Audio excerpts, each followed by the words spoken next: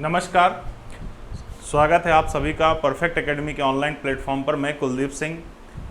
आज हम लोग अपने चौथे लेक्चर की तरफ बढ़ चुके हैं। अभी तक हमने जो इससे पहले 3 लेक्चर पढ़े हैं उसमें हमने आपको बताया कि अधिगम किसे कहते हैं, अधिगम और अर्जन में क्या अंतर होता है, अधिगम की प्रमुख विशेषताएं कौन सी हैं। इसके अतिरिक्त हम लोगों ने अधिगम का स्थानांतरण कैसे होता है, अधिगम के स्थानांतरण के कितने प्रकार हैं, अधिगम के स्थानांतरण के कितने सिद्धांत हैं और अधिगम स्थानांतरण का क्लासरूम में हम क्या प्रयोग कर सकते हैं, इन बातों पे चर्चा हुई। उसके बाद तीसरे लेक्चर में मैंने लेक्चर नंबर 3 में हमने आपको बताया कि अधिगम में कौन कौन से वक्र बनते हैं और उन वक्रों के द्वारा हमने पठार जाने कौन कौन से बनते हैं, अधिगम के पठार यानी प्लेटू ऑफ लर्निंग, और उन पठारों को दूर करने के कौन कौन से उपाय होते हैं। अब हम एक महत्वपूर्ण सीरीज की तरफ आगे बढ़ते हैं जहां से आपकी परीक्षा में सबसे ज्यादा क्वेश्चन आने की संभावना है, और वो टॉपिक है अधिगम के सिद्धांत और उनका कक्षा में प्रयोग। दोस्तों, इस टॉपिक से सबसे ज़्यादा सवाल आते हैं, सबसे ज़्यादा क्वेश्चन आते हैं, क्योंकि इस टॉपिक में हमें उन सारे थिंकर्स को पढ़ना है जो हमारे सिलेबस में प्रस्तुत किए गए हैं। एग्जाम्पल के तौर पर हम लोगों को थॉर्नडाइक, स्किनर, पावलोव,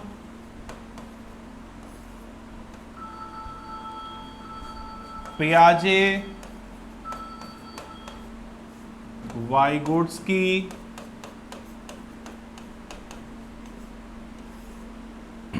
कोलबर्ग,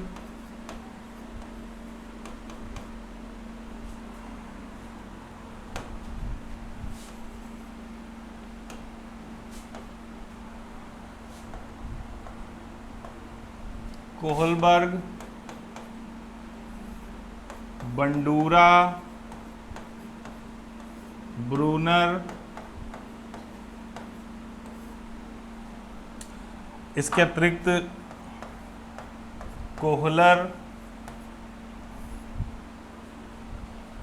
और चॉम्स्की, इनके बारे में अध्ययन करना है। तो मोटे तौर पर अगर हम देखें 1 2 3 4 5 6 7 8 9 10 थिंकर हमें पढ़ने हैं इस टॉपिक के अंतर्गत, अधिगम के सिद्धांत और उनका कक्षा में प्रयोग। तो बिना किसी देरी के हम लोग शुरू करते हैं, और आज हम लोग थॉर्नडाइक से क्लास शुरुआत करेंगे। तो आज हम लोग थॉर्नडाइक से शुरू करेंगे। तो हमारा टॉपिक आप जान चुके हैं, अधिगम के सिद्धांत और उनका कक्षा में प्रयोग। एक बार फिर आपको बता दूं, ये लेक्चर नंबर 4 है। इसके पहले के लेक्चर जरूर देखिएगा। अधिगम के सिद्धांत एवं कक्षा में उनका प्रयोग। और इस कड़ी में जैसा मैंने आपको बताया कि आज हम लोग शुरुआत करेंगे थॉर्नडाइक से। तो चलिए हम लोग शुरू करते हैं। थॉर्नडाइक के बारे में सबसे पहले जानते हैं। आपको नाम पता होगा, इनका नाम था E.L.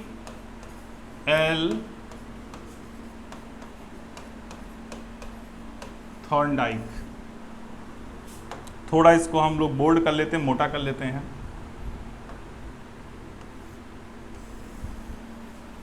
आज हम लोग थॉर्नडाइक के बारे में चर्चा करेंगे। दोस्तों, मैं आपको बता दूं, ये वो टॉपिक है जहां से सवाल आने ही आने हैं। मतलब यहां से क्वेश्चन आपकी परीक्षा में आएगा। आप चाहे यूपी टेट की परीक्षा दें, चाहे आप उत्तर प्रदेश प्राथमिक शिक्षक भर्ती परीक्षा दें, कोई भी परीक्षा आप देते हैं तो वहां पर आपको इस टॉपिक से सवाल मिलेगा जरूर। ध्यान से पढ़िएगा, मोस्ट इंपॉर्टेंट टॉपिक है आपके लिए। तो सबसे पहले कोई भी सिद्धांत पढ़ने से पहले हमें उस थिंकर के सिद्धांतों के नाम को जानना जरूरी होता है, क्योंकि एक सवाल कभी कभी बन जाता है कि ये सिद्धांत किसने दिया या इस सिद्धांत के प्रवर्तक कौन हैं। तो थॉर्नडाइक के सिद्धांत के जो नाम हैं, उन नामों में जो इसका सबसे मशहूर नाम है, सबसे एक फेमस नाम है, वो है उद्दीपक अनुक्रिया सिद्धांत।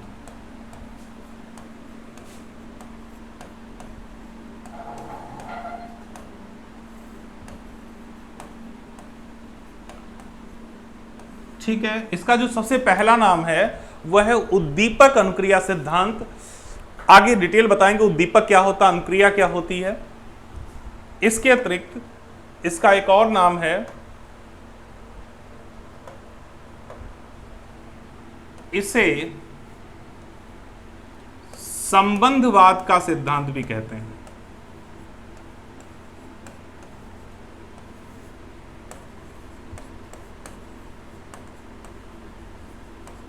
संबंधवाद का सिद्धांत भी इसे कहते हैं।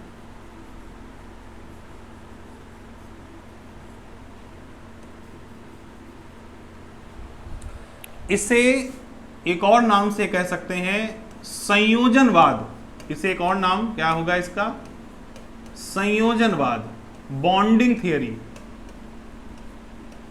संयोजनवाद का सिद्धांत।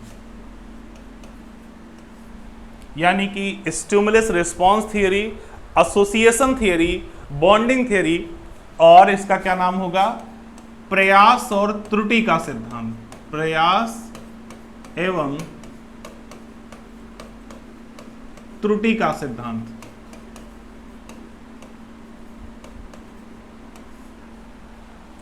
तो ये चार प्रमुख नाम है थॉर्नडाइक के सिद्धांत के, जो आपको रट लेने चाहिए। उद्दीपक अनुक्रिया सिद्धांत, संबंधवाद का सिद्धांत, संयोजनवाद का सिद्धांत, प्रयास और त्रुटि का सिद्धांत।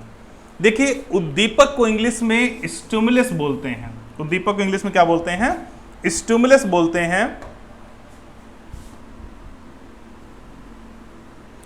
अनुक्रिया को रिस्पॉन्स बोलते हैं। तो इंग्लिश में इसका नाम है एसआर थ्योरी। तो इसे एसआर थ्योरी भी बोलते हैं, जो पुरानी परीक्षाओं में काफी बार पूछा गया है कि एसआर सिद्धांत के जनक कौन है, तो थॉर्नडाइक हैं। तो ये 5 नाम आपके सामने लिखे हुए हैं, उद्दीपक अनुक्रिया सिद्धांत, संबंधवाद का सिद्धांत, संयोजनवाद का सिद्धांत, प्रयास और त्रुटि का सिद्धांत, जो दिया गया था थॉर्नडाइक के द्वारा।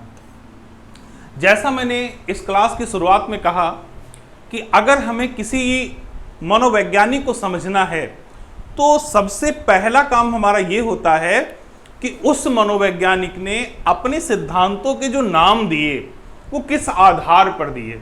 भाई, इसका नाम उद्दीपक अनुक्रिया क्यों है, इसका नाम संबंधवाद क्यों है, इसका नाम संयोजनवाद क्यों है, इसका नाम प्रयास और त्रुटि का सिद्धांत क्यों है।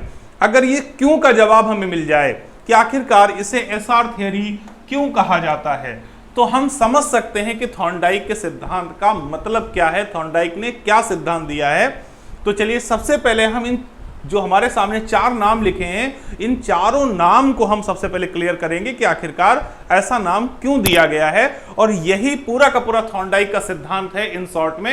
यानी आपको बहुत ज्यादा रटने की, बहुत ज्यादा 10 किताबें पढ़ने की जरूरत नहीं है। आप सिर्फ ये पता कर लीजिए कि इन सिद्धांतों के नाम क्यों पड़े। मान के चलिए आपको ये पता हो जाएगा कि आखिरकार जो है थॉर्नडाइक ने क्या प्रस्तुत किया, क्या कहना चाहते थे और क्या उन्होंने बताया। तो चलिए हम आगे डिटेल में बताएंगे आपको नाम क्यों पड़े। थॉर्नडाइक के बारे में बता दें, थॉर्नडाइक एक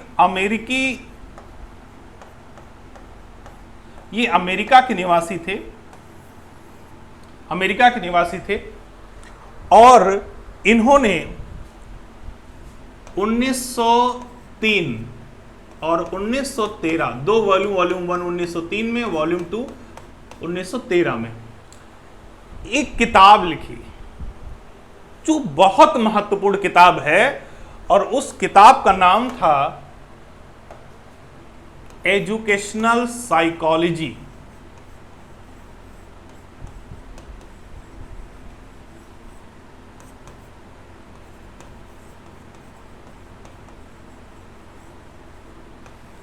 एजुकेशनल साइकोलॉजी नामक किताब इन्होंने लिखी। 1903 first volume, 1913 second volume. Hindi में अगर इसे कहें तो इसका नाम है शिक्षा मनोविज्ञान। शिक्षा मनोविज्ञान।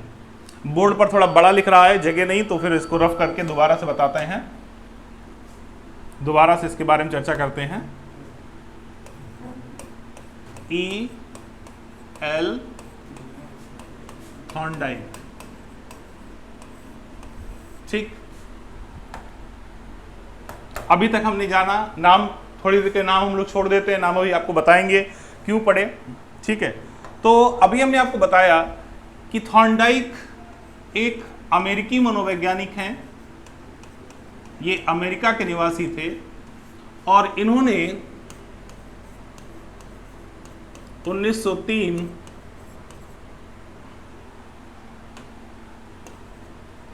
और 1913 में बुक लिखी है, नाम है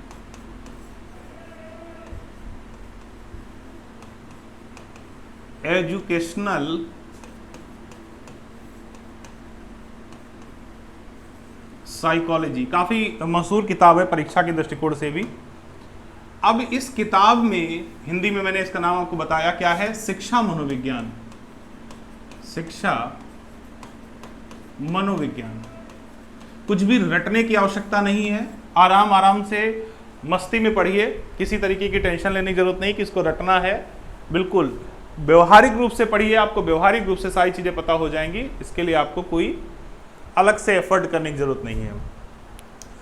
तो अगर हम देखें तो कोई पहला ऐसा व्यक्ति है, कौन, थॉर्नडाइक, जो दो अलग अलग विषयों को एक साथ जोड़कर प्रस्तुत कर रहा है। यानी शिक्षा को मनोविज्ञान के साथ जोड़ने वाला जो पहला साइंटिस्ट है वो थॉर्नडाइक है।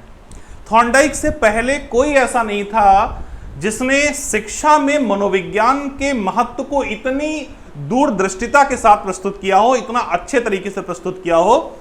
तो पहले मनोवैज्ञानिक जिन्होंने शिक्षा को मनोविज्ञान से जोड़ा वो थॉर्नडाइक हैं और इसीलिए थॉर्नडाइक को शिक्षा मनोविज्ञान का जनक कहा जाता है। एक सवाल यहां से भी आपका तैयार होता है कि फादर ऑफ एजुकेशनल साइकोलॉजी यानी शिक्षा मनोविज्ञान के जनक कौन हैं?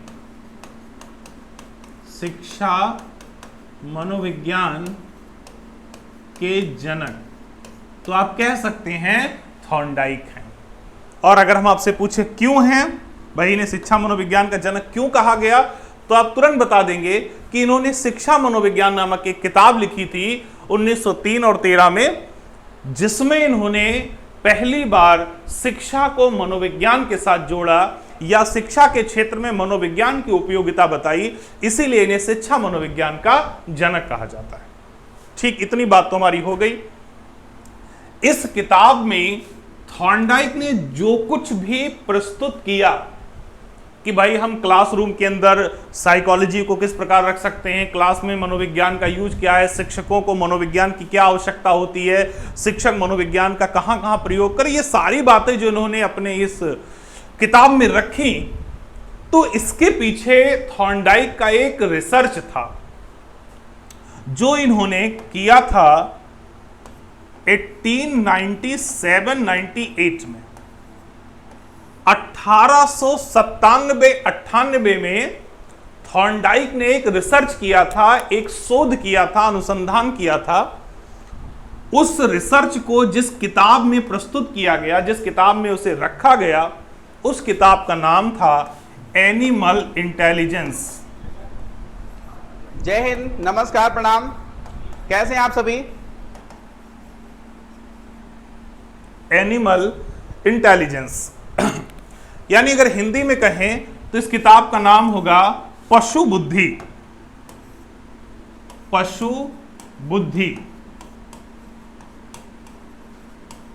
और ये सवाल 2000 जो अभी इससे प्रीवियस वाला यूपी टेट हुआ है उसमें पूछा गया है, शायद 2019 में हुआ है या 20 में, जब भी हुआ हो, 20 में शायद, तो 20 में ही हुआ है या 19 में लास्ट में हुआ है। तो यूपी टेट में सवाल पूछा गया था कि एनिमल इंटेलिजेंस नामक पुस्तक किसकी है, तो यहां से आपको इसका उत्तर मिल जाता है थॉर्नडाइक की है। फिर इसको समझेंगे। 1913 में थॉर्नडाइक एक किताब लिखते हैं, उसका नाम है शिक्षा मनोविज्ञान। इस किताब में थॉर्नडाइक ने पहली बार शिक्षा को मनोविज्ञान से जोड़ा, शिक्षा को मनोविज्ञान से कनेक्ट किया, बताया कि शिक्षा का मनोविज्ञान में क्या यूज है, एक शिक्षक को मनोविज्ञान की जानकारी क्यों होनी चाहिए, क्लासरूम के अंदर मनोविज्ञान का प्रयोग कहां कहां हम कर सकते हैं। लेकिन अपनी इस किताब को लिखने का जो इनको सोर्स मिला वो इनके ही रिसर्च से मिला, और वो रिसर्च था 1897-98 में किया गया एनिमल इंटेलिजेंस नामक रिसर्च या शोध। यहां से बात क्लियर हो गई कि इस रिसर्च में जो भी इनको पता चला होगा वही बातें इन्होंने इस किताब में रखी। अब इस रिसर्च को करने के लिए थॉर्नडाइक ने कुछ प्रयोग किए थे, और वो प्रयोग इन्होंने जिस जानवर पर किए थे उस जानवर का नाम था बिल्ली। यानी बिल्ली के ऊपर इन्होंने प्रयोग किया था, और प्रयोग से जो भी बातें निकल कर आई थी उसी को शिक्षा के जगत में इन्होंने इस किताब के द्वारा प्रस्तुत किया। तो 1897-98 में एनिमल इंटेलिजेंस नामक किताब में जो कुछ मैटर लिखा थॉर्नडाइक ने, वो इनके एक रिसर्च का परिणाम था, और जो रिसर्च इन्होंने किस पर किया था? बिल्ली के ऊपर किया था। छोटी परीक्षाओं के लिए यह सवाल भी महत्वपूर्ण बन जाता है कि थॉर्नडाइक का प्रयोग किस जानवर के ऊपर था या किस जो है पशु के ऊपर था, तो आंसर आपका बिल्ली होगा। बिल्ली के ऊपर इन्होंने प्रयोग किया था। अब इस प्रयोग को अगर हम देख लें कि आखिरकार ये प्रयोग क्या था, तो हमें जहां से क्लास शुरू हुई थी थॉर्नडाइक के सिद्धांत के सभी नाम क्लियर हो जाएंगे कि आखिरकार वो नाम क्यों थे, क्या थे। तो अभी हमने आपको इनके नाम लिख के बताए थे जो थॉर्नडाइक के सिद्धांत के नाम थे।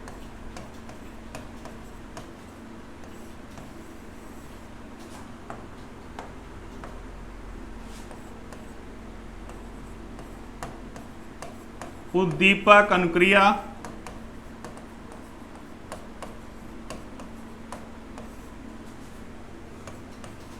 संबंधवाद,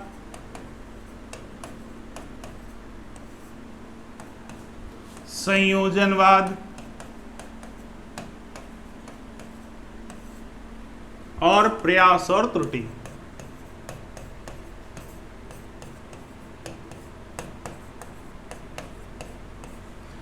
स्टिमुलस रिस्पॉन्स, ठीक, उद्दीपक, अनुक्रिया। इतनी बातें, बेसिक चीजें हमें पता हो गई कि भाई थॉर्नडाइक ने शिक्षा मनोविज्ञान नामक किताब लिखी थी। उस किताब में थॉर्नडाइक ने यह बताया कि शिक्षा में मनोविज्ञान का प्रयोग क्या होता है, और उसे बताने के लिए 1897-98 में थॉर्नडाइक ने रिसर्च किया था, जो रिसर्च बिल्ली के ऊपर था। अब आते हैं अपने मेन मैटर पर। थॉर्नडाइक आखिरकार सिद्ध क्या करना चाहते थे? तो पता चलता है कि थॉर्नडाइक रिसर्च का जो मेन उद्देश्य था वो क्या था? अधिगम किसे कहते हैं? अधिगम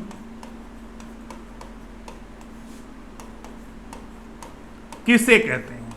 जो मुख्य कह सकते हैं बात जिसको लेकर थॉर्नडाइक ने अपना रिसर्च किया वो क्या था? अधिगम किसे कहते हैं। तो चलिए हम लोग भी जानेंगे कि अधिगम किसे कहते हैं, लेकिन उससे पहले हम थॉर्नडाइक की बातों को आपके सामने रखें। हमें दो शब्दों का मतलब जान लेना है। पहला शब्द है उद्दीपक और दूसरा शब्द है अनुक्रिया। अनुक्रिया शब्द का मतलब होता है इंग्लिश में रिस्पॉन्स, और अगर हम व्यवहारिक रूप से कहें तो अनुक्रिया का मतलब है जो भी काम हम अपने शरीर के द्वारा करते हैं वो अनुक्रिया कहलाता है। जैसे मैं आपको पढ़ा रहा हूं तो ये क्या है? एक अनुक्रिया है। आप लिख रहे हो तो वो क्या है? एक अनुक्रिया है। और जिस वजह से वो काम होता है वो वजह क्या कहलाती है? उद्दीपक।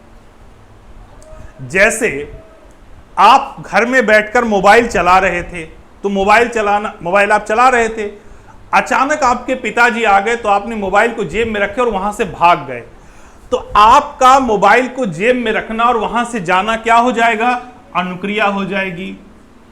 और पिताजी की वजह से आपने मोबाइल को जेब में रखा और वहां से भाग गए, तो पिताजी क्या हो गए? उद्दीपक हो गए।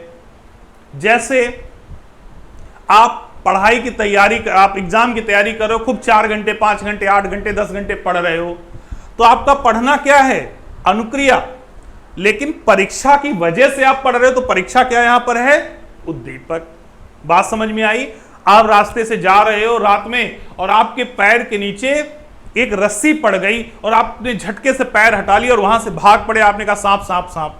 तो आपका पैर का हटाना, वहां से भागना, ये क्या है? ये रिस्पॉन्स है, आपका अनुक्रिया है। और उस रस्सी, वो पैर के नीचे आने वाला जो भी वस्तु है वो क्या है? उद्दीपक है। तो उद्दीपक वो वजह होती है जिसकी वजह से हमारे शरीर के अंग कोई रिस्पॉन्स करते हैं। तो उद्दीपक और अनुक्रिया शब्द का अर्थ समझ में आया? आई होप बात समझ में आ गई होगी कि उद्दीपक क्या होता है और अनुक्रिया क्या होती है। अब थॉर्नडाइक क्या कहते हैं? थॉर्नडाइक ने अपने प्रयोग में एक काम किया, एक पिंजरा बनाया था। अपने प्रयोग बीएड और बीटीसी में बहुत अच्छे से पढ़े होंगे। एक पिंजरा बनाया, कुछ इस तरीके का पिंजरा था। अब इतनी अच्छी ड्राइंग नहीं मेरी, मान के चलिए पिंजरा ही है।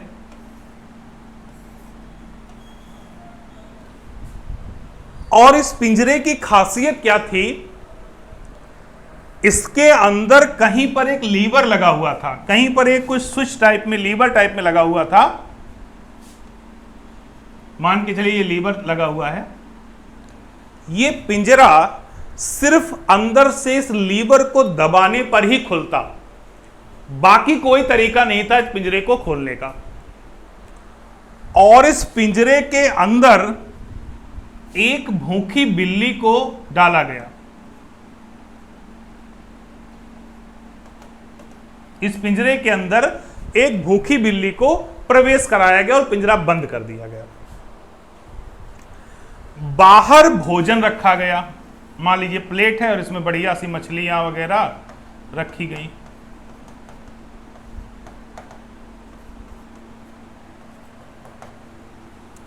जो बिल्ली इसके अंदर प्रवेश कराई गई थी भूखी थी। अब बिल्ली ने जब इस मछली को या इस भोजन को देखा तो उत्तेजित हो गई। अब यहां पर जो ये भोजन है ये क्या है? ये उद्दीपक है। अभी मैंने कहा वजह है, कारण। तो ये भोजन यहां पर क्या है? उद्दीपक है। और ये बिल्ली जब इस भोजन को देखी तो ये उछलने लगी, कूदने लगी, दांतों से तारों को काटने लगी, पंजा मारने लगी कि किसी तरीके से ये अगर पिंजरा खुल जाए तो मैं भोजन को प्राप्त कर लूं। लेकिन मैंने पहले कहा ये पिंजरा सिर्फ और सिर्फ अंदर लगे लीवर को दबाने से ही खुलता, इसलिए बिल्ली के सारे प्रयास बेकार गए, या हम कहें बिल्ली की सारी अनुक्रिया बेकार गई। उछलना, कूदना, दांतों से पिंजरे को काटने की कोशिश करना, पंजा मारना, लेकिन ये पिंजरा नहीं खुला। अचानक क्या हुआ? धोखे से उस बिल्ली का पैर इस लीवर पर पड़ गया और जो ही बिल्ली का पैर लीवर पर पड़ा ये पिंजरा खट से खुल गया और बिल्ली दौड़कर पहुंच जाती, उसने खाना खा लिया। अगले दिन फिर उसको इसमें डाला गया, फिर वही प्रक्रिया। बिल्ली भोजन को देखती, उछलती, कूदती, दांतों से काटने की कोशिश करती, बट सफलता नहीं मिली। और अचानक उसका पैर उस लीवर पर पड़ता है और लीवर पर पड़ते ही खट से दरवाजा खुल जाता है और भोजन खा लेती है। यह प्रक्रिया कई दिनों तक जारी रही, डेली यही होता था। लेकिन एक चीज देखी गई, जैसे जैसे दिन बीत रहे थे वो बिल्ली कम प्रयास में बाहर आ जा रही थी। हो सकता है शुरुआत के 10 दिनों में उसे आधा घंटा लगा हो, फिर उसे 20 मिनट लगा हो, फिर 15 मिनट लगा हो, और एक दिन ऐसा आया कि बिल्ली को ज्यों ही पिंजरे में डाला गया, बिल्ली तुरंत जाकर इस लीवर पर पैर मारती है, लीवर खुल जाता, गेट खुल जाता और आके वो खाना खा लेती, भोजन प्राप्त कर लेती। अब यहां से थॉर्नडाइक का सिद्धांत शुरू होता है। थॉर्नडाइक कहते हैं कि अधिगम किसे कहते हैं? तो बिल्ली के सामने जो भोजन था वो क्या था? एक उद्दीपक था। लीवर को दबाना क्या था? एक अनुक्रिया थी। अभी मैंने सारी चीजें आपको बहुत अच्छे समझाई हैं। तो बिल्ली को यह पता नहीं था कि इस लीवर को दबाने से गेट खुलता है, लेकिन उसके हाथों ने इस लीवर को दबाने में और भोजन प्राप्त करने में एक संबंध बना लिया था, या कहें बिल्ली ने उद्दीपक और अनुक्रिया के बीच एक संबंध बना लिया था कि अगर हमें भोजन पाना है तो इसको दबाना पड़ेगा। बिल्ली इसको दबाती और उसको भोजन मिल जाता। यानी बिल्ली ने उद्दीपक और अनुक्रिया के बीच क्या बना लिया था? एक संबंध बना लिया था। किसके किसके बीच?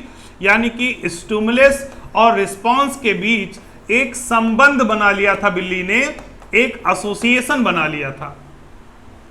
और इसी संबंध को जो किसके किसके बीच बना है? उद्दीपक अनुक्रिया के बीच, क्या कहते हैं? अधिगम कहते हैं। तो थॉर्नडाइक कहते हैं अधिगम और कुछ नहीं है, केवल उद्दीपक का अनुक्रिया के साथ बनने वाला संबंध मात्र है। क्योंकि बिल्ली को यह नहीं पता था मैं पिंजरे के अंदर हूं, बिल्ली के पास इतनी बुद्धि नहीं थी कि मैं पिंजरे के अंदर हूं, बाहर भोजन रखा है, इस लीवर को दबाना है। लेकिन धीरे धीरे उसके हाथों ने इस लीवर को दबाने और भोजन प्राप्त करने के बीच एक संबंध बना लिया था, और इसी संबंध को अधिगम कहते हैं। तो थॉर्नडाइक ने जो सिद्धांत दिया उसका जो मुख्य कह सकते सार था वो यही था, अधिगम किसे कहते हैं। तो यहां से आप लोग खुद बता सकते हैं कि थॉर्नडाइक के अकॉर्डिंग अधिगम किसे कहते हैं? उद्दीपक अनुक्रिया के संबंध को, उद्दीपक अनुक्रिया के संबंध को क्या कहते हैं? अधिगम कहते हैं। तो उद्दीपक अनुक्रिया का क्या बना? संबंध बना, इसलिए सिद्धांत का नाम क्या है? संबंधवाद। दो नाम क्लियर हो गए, ठीक। अब यह संबंध ऐसा था जो बहुत ज्यादा मजबूत था, और कोई संबंध जब बहुत ज्यादा मजबूत होता है तो उसको हम बॉन्ड कहते हैं, संयोजन कहते हैं। इसीलिए इसका नाम क्या पड़ गया? संयोजनवाद।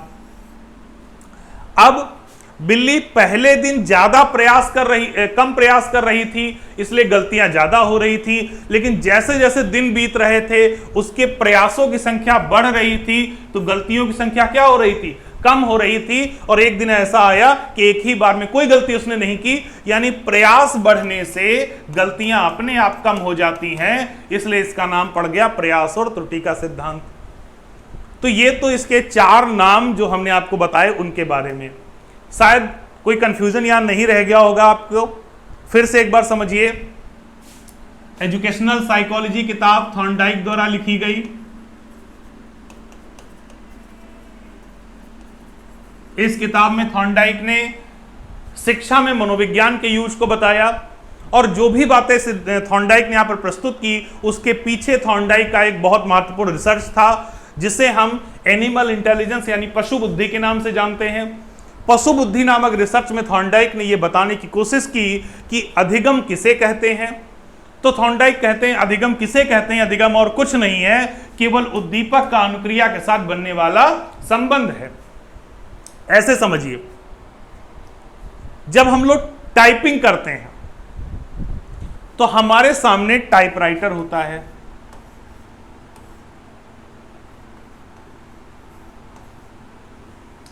और हम उंगलियां इस पर चलाते हैं। तो शुरुआत में हम देख देख के चलाते हैं, QRWT ऐसे एक एक करके। लेकिन हम अपने प्रयास बढ़ाते रहें, मेहनत करते रहें, डेली उसमें 1 घंटे 2 घंटे 4 घंटे 5 घंटे देते रहें, तो जैसे जैसे हमारी मेहनत बढ़ती है हमारी उंगलियां इस टाइपराइटर के साथ क्या बना लेती हैं? संबंध बना लेती हैं।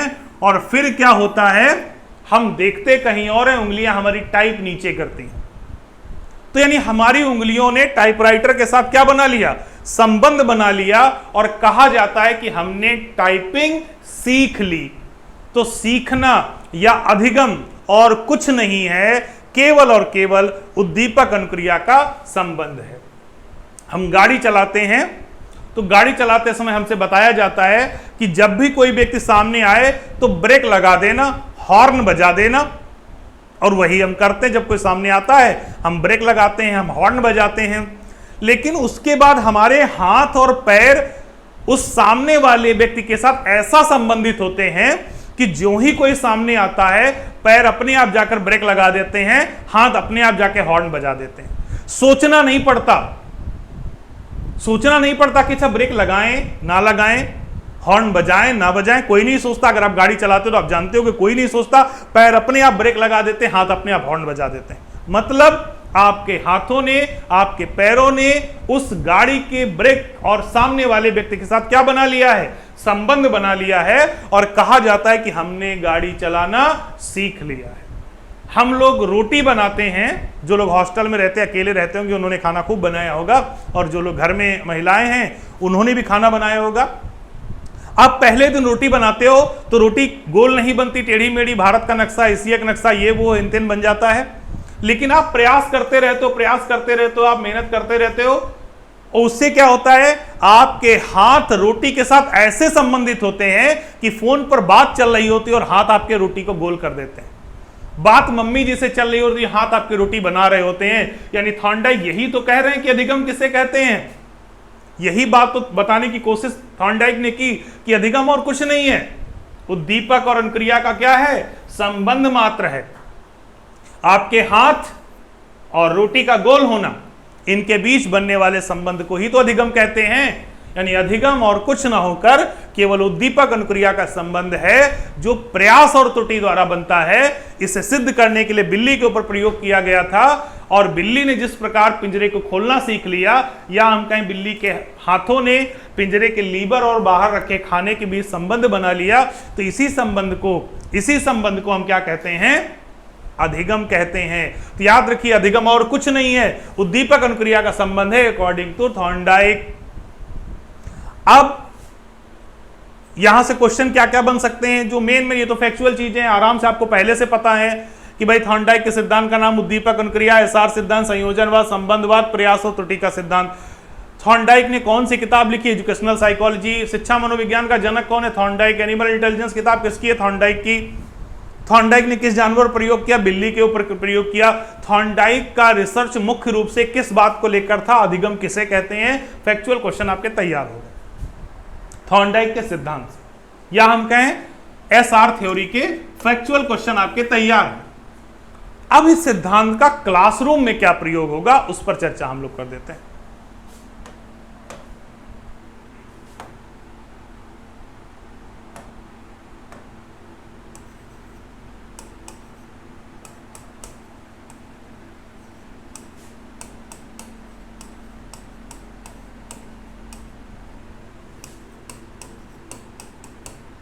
एसआर थ्योरी का कक्षा में प्रयोग।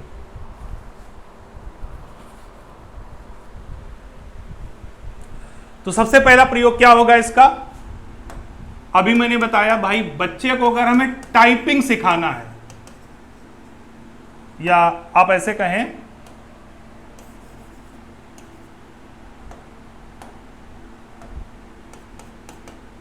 गाड़ी चलाना,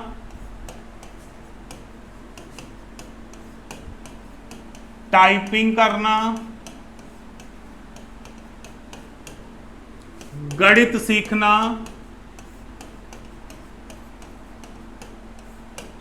कंप्यूटर सीखना, विज्ञान का कोई प्रयोग करना,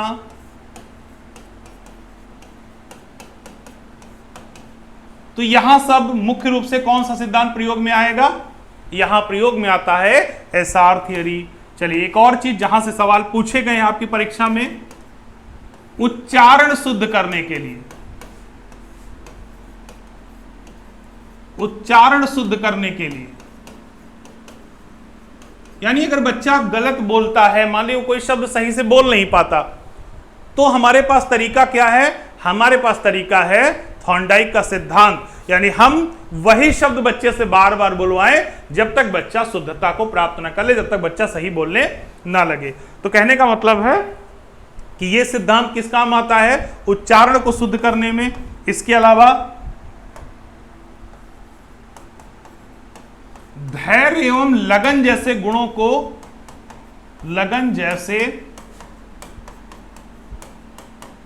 को, विकसित करता है, विकसित करता है। यानी यह सिद्धांत क्या करता है?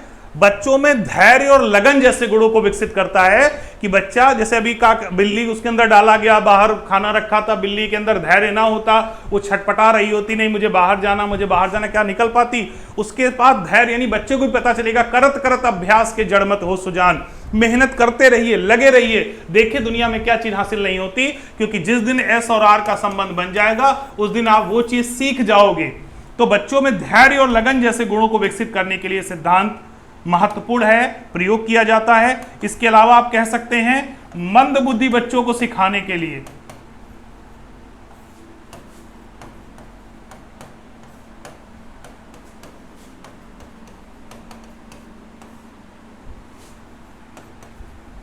मंद बुद्धि बच्चों को सिखाने के लिए सिद्धांत प्रयोग में लाया जाता है कि बच्चा अगर मंद बुद्धि है तो हम उसे इस तरीके से भी एक अच्छा जीवन दे सकते हैं कि वो उसी काम को बार बार कराएं, बार बार प्रैक्टिस कराएं, ताकि वो बच्चा बेहतर जीवन जी सके, बेहतर कर सके।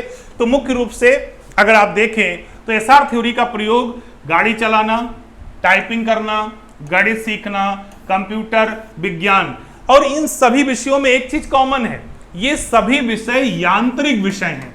अब ये यांत्रिक विषय क्या होता है, आपसे ऐसे भी सवाल पूछा गया है कि यांत्रिक विषयों के लिए कौन सा सिद्धांत लाभदायक है। तो यांत्रिक मतलब होता है जिन विषयों में हमें एक जैसा काम रोज करना होता है। जैसे रोटी बनाना है तो रोटी बनाने वही रोटी रोज बनती है, ऐसा तो नहीं एक दिन आप तिरछी बनाएं, एक दिन स्क्वायर में बनाएं, एक दिन सर्किल में बनाएं, एक दिन ट्रायंगल में बनाएं, ऐसा नहीं होता। प्रतिदिन रोटी आपकी उसी शेप में बनती है। तो ऐसे विषय क्या कहलाते हैं, यांत्रिक विषय। तो यांत्रिक विषयों के लिए थॉर्नडाइक का प्रयोग सबसे बेहतर है, जैसे कपड़े प्रेस करना, रोटी बनाना, गाड़ी चलाना, टाइपिंग करना, गणित सीखना, कंप्यूटर चलाना, विज्ञान का प्रयोग करना, ये सारी चीजों के लिए हम थॉर्नडाइक के सिद्धांत का प्रयोग करते हैं। उच्चारण को शुद्ध करने के लिए कि भाई अगर कोई बच्चा अच्छे से बोल नहीं पाता, हमें उसके उच्चारण को शुद्ध करना है, तो उच्चारण को शुद्ध करने के लिए भी हम थॉर्नडाइक के सिद्धांत का प्रयोग करते हैं। और इसके अलावा धैर्य और लगन जैसे गुणों को विकसित करने के लिए, मंद बुद्धि बच्चों को सिखाने के लिए।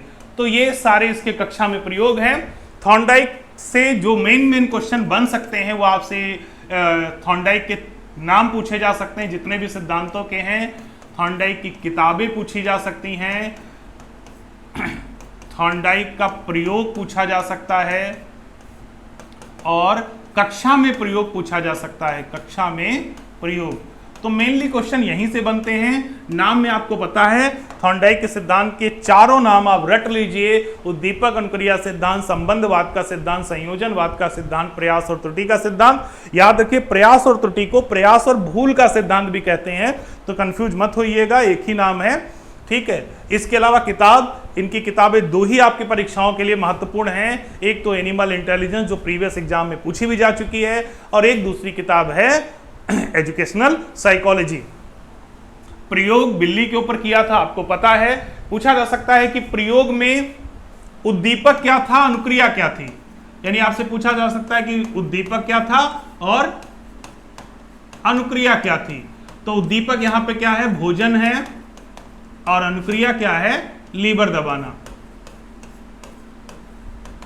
ठीक है, ये भी चीजें आपको क्लियर हो गई, और इन्हीं के बीच बिल्ली ने संबंध बनाया जिसे हम अधिगम कहते हैं। कक्षा में प्रयोग आपको पता चल गया। तो ये मुख्य रूप से थॉर्नडाइक के बारे में बातें थी। अभी थॉर्नडाइक का सिद्धांत कंप्लीट नहीं हुआ है, अभी जो है थॉर्नडाइक का सिद्धांत कंप्लीट नहीं हुआ है। ये इस लेक्चर में हमने अभी तक आपको थॉर्नडाइक के बारे में बताया कि थॉर्नडाइक ने क्या कहा, थॉर्नडाइक ने कैसे किया, लेकिन थॉर्नडाइक का कंप्लीट सिद्धांत अभी नहीं हुआ है। चलिए उसको कंप्लीट करते हैं। अभी हमने आपको एक चीज बताई कि थॉर्नडाइक कहते हैं स्टिमुलस और रिस्पांस के बीच बनने वाले संबंध को ही अधिगम कहते हैं। लेकिन ये संबंध कैसे बनता है ये थॉर्नडाइक ने बताया है, तो नेक्स्ट लेक्चर में हम आपको बताएंगे। जैसे यहां पर हमने आपको बताया कि स्टिमुलस और रिस्पांस के बीच बनने वाले संबंध को क्या कहते हैं, अधिगम, यानी कि इस संबंध को किस नाम से जाना जाता है, अधिगम नाम से। लेकिन ये संबंध बनता कैसे है भैया, दो लोगों के बीच संबंध कैसे बनेगा, मान लो ये एस है और ये आर है, संबंध कैसे बनेगा। तो थॉर्नडाइक कहते हैं इसके लिए कुछ शर्तें हैं, जब तक हम उन शर्तों को नहीं मानेंगे तब तक एस और आर के बीच संबंध नहीं बन सकता। और इन शर्तों को, इन कंडीशन को हम लोग लॉ ऑफ लर्निंग के नाम से जानते हैं, सीखने के नियम के नाम से जानते हैं, जो नेक्स्ट लेक्चर में आपको मिलेगा, सीखने के नियम। तो ये आपका था थॉर्नडाइक का सिद्धांत और उसका कक्षा में प्रयोग। वेट करिए, नेक्स्ट लेक्चर में आपको मिलता है सीखने के नियम और उनका कक्षा में प्रयोग। ठीक है, तो आज का लेक्चर यहीं तक। नेक्स्ट लेक्चर में हम लोग अधिगम के नियम और उनका कक्षा में प्रयोग देखेंगे। ठीक है, धन्यवाद सहयोग करने के लिए। नमस्कार, जय हिंद।